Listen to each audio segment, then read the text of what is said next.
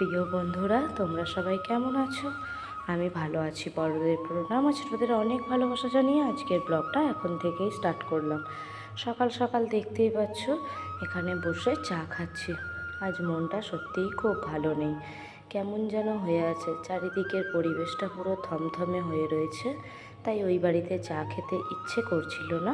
সেই জন্য ভাবলাম নতুন বাড়িটাতে যাই, ওখানে বসেই আজকে চাটা খাবো।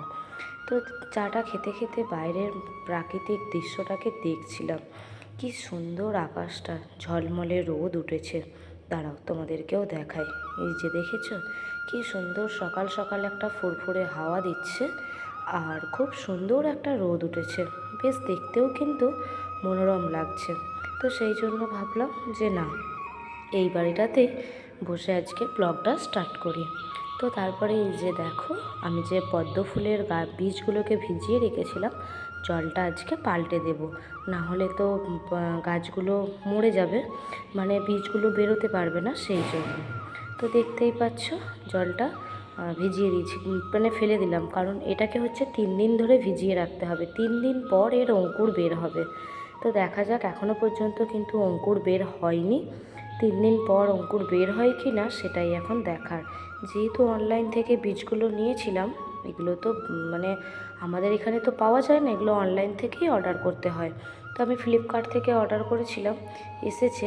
জানি না আদেও অঙ্কুর বের হবে কি না, কিন্তু আজ অবধি একটা বীজেও কোনো অঙ্কুর বের হয়নি। তো দেখা যাক, ঠিক জামের মতন দেখতে, যেমন জাম গাছের মানে জাম দেখতে হয় সেই রকম। তো প্রথমে কিন্তু এরকম ছিল না, তোমাদেরকে আগেই আমি দেখিয়েছি, একদম ছোট্ট ছোট্ট ছিল। এগুলো দেখো জলে ভিজিয়ে রাখাতে ফেঁপে ফুলে কত বড় বড় হয়ে গিয়েছে। তো যাই হোক, চলো এখন ভিজিয়ে রেখে দিই, দেখা যাক অঙ্কুর বের হয় কি না। অঙ্কুর বের হওয়া পর্যন্ত ওয়েট করতে হবে। যদি বের হয় তোমাদেরকে তো দেখাতেই পারবো। তো চলো এখন রেখে দিই, রেখে ছাদে যেতে হবে, ছাদের গাছগুলোকে জল দিতে হবে। ছাদে এসেই দেখলাম আকাশটা কি সুন্দর নীল হয়ে রয়েছে, আর কত রোদ উঠেছে। আমার গাছগুলোকে দেখো, কত ছোটোতে গাছগুলো লাগিয়েছিলাম, কত বড় বড় হয়ে গিয়েছে, দেখে বেশ ভালো লাগছে। এদিকে আটামনি গাছটাও দেখো কত ফুল ফুটেছে, আর কত মানে চারিদিকে সাইডে কত বেরিয়েছে। সব গাছগুলোই মোটামুটি বেশ ভালোই লেগে গিয়েছে। আর এই যে এই দিকে হচ্ছে তোমাদের দাদাভাই যে পাহাড়ি চন্দন গাছটা এনেছিল, সেটাও দেখো একটা ছোট্ট মতো পাতা গজিয়েছে তলায় আবারও। আর এই নয়নতারা গাছটাও তোমাদেরকে আগেই বললাম, যদি নয়নতারা গাছের একটা ডালে ফুল না নিতে চাও, তাহলে ছেঁটে দিতে হবে, তাহলেই কিন্তু অনেক ফুল ফুটবে।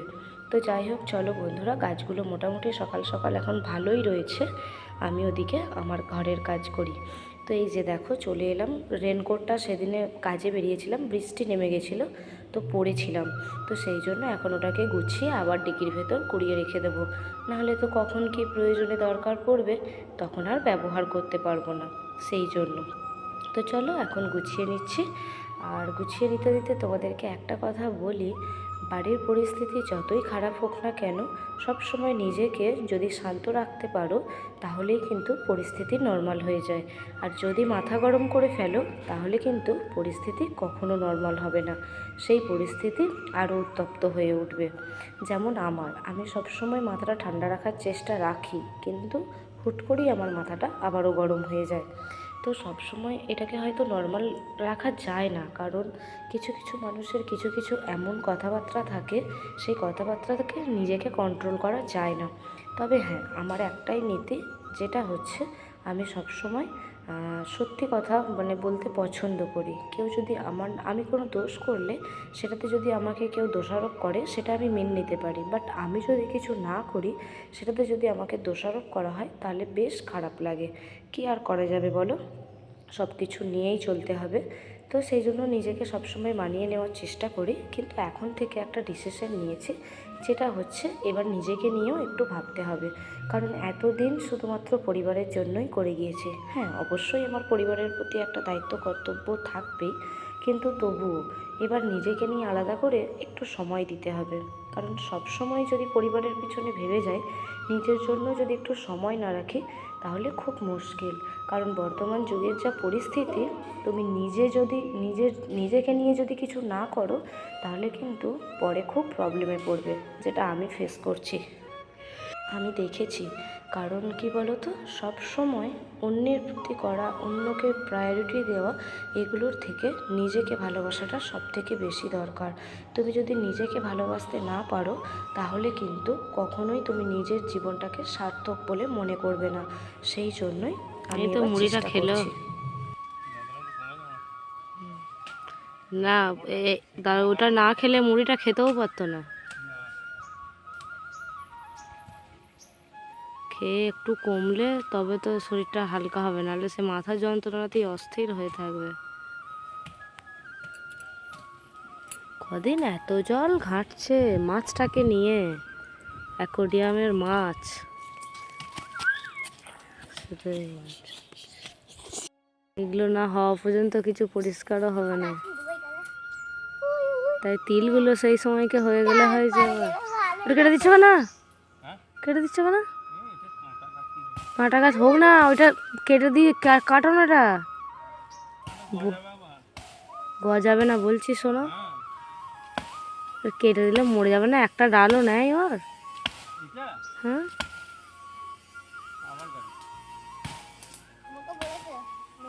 হ্যাঁ, তোমাকে বলেছে না, তোমাকে বলেছে। একদিকে নিয়ে রোদ করছে শুধু।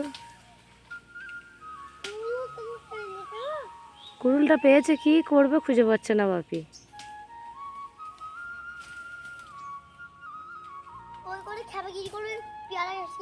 হ্যাঁ, পেয়ারা গাছটাকে কেটে দিল, তাহলে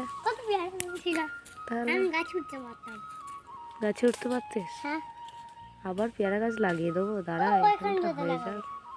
ওখানে ছাওয়া পড়বে, ওখানে বসা হয়ে যাবে, খেলা হয়ে যাবে। ওইখানটা লাগালে অসুবিধা, ওইখানটা রান্নাঘর হবে না। ওখানটা কি রেখেছো ওখানে? তিরপলটা? সন্ধ্যা হয়ে গেল তো, চ। তাহলে কি সুন্দর হাওয়া দিচ্ছে বল, ছাদের মধ্যে ভালো লাগছে। অন্ধকার হয়ে গেছে বটে। ঠিক বলছি। কোথায় শুয়ে পড়বি? ছাদের মধ্যে? অন্ধকারে ঘুটঘুটি হয়ে গেছে। চলো নিচে চলে যাই। ওগুলো ভেঙো না, লাঠিগুলো ভেঙে দিচ্ছ যে, ওগুলো একটা ভেঙে দিয়েছিস না? ওই যে ওইখানে কিছুটা পড়ে আছে। তাহলে ঠিক আছে, রেখে দাও।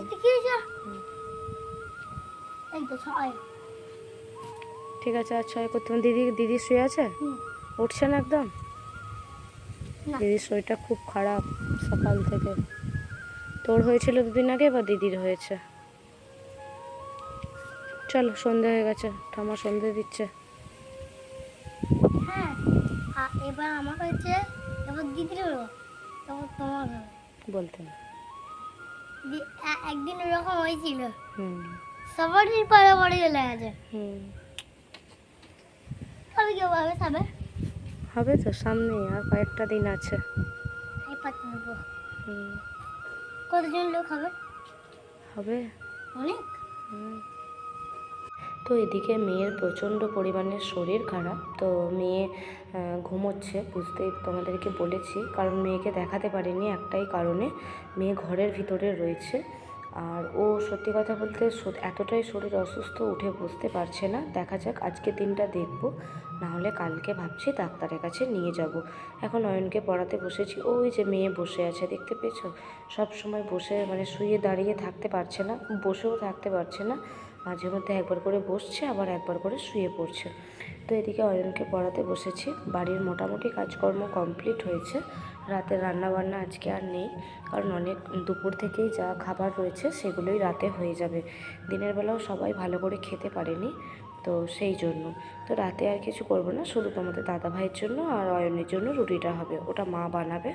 তো সেই জন্য আমি আর কিছু করছি না আজকে। অয়নকে ওই জন্য একটু ভালো করে পড়াতে বসেছি।